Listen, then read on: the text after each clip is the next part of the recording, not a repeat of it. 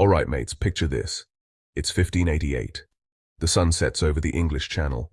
The air is thick with tension. Two colossal naval forces, the Spanish Armada and the English fleet, are about to engage in a battle that will shape the future of Europe. This isn't just any skirmish at sea. This is the clash that will determine the fate of nations. Now let's backtrack a little. Why were these two powerhouses even at odds? You see, Spain, under King Philip II, was the superpower of the time, boasting an empire that spanned continents. England, under Queen Elizabeth I, was seen as a thorn in Spain's side, poking at its dominance with piracy and supporting rebellions. Philip had had enough. He decided to launch an armada, a massive fleet of over 130 ships, to invade England and overthrow Elizabeth. The Spanish Armada was the epitome of naval might, with galleons bristling with cannons and soldiers ready for battle.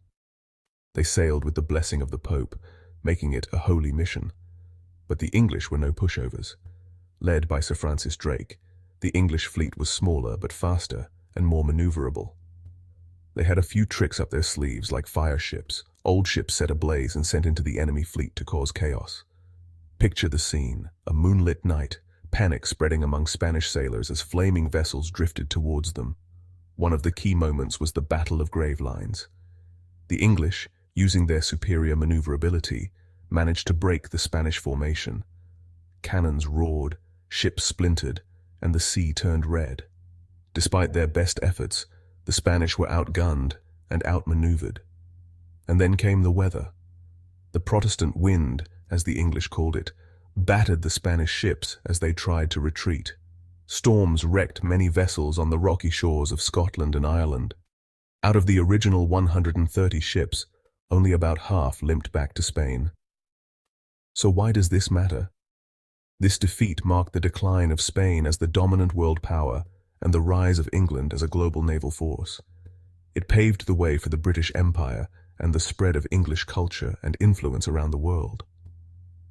The clash between the Spanish Armada and the English fleet wasn't just a battle for supremacy at sea. It was a turning point in history, shaping the geopolitical landscape for centuries to come. It's a story of strategy, bravery, and a little bit of luck. So next time you think about naval history, remember the Spanish Armada. It wasn't just a fleet. It was the spark that ignited a new era.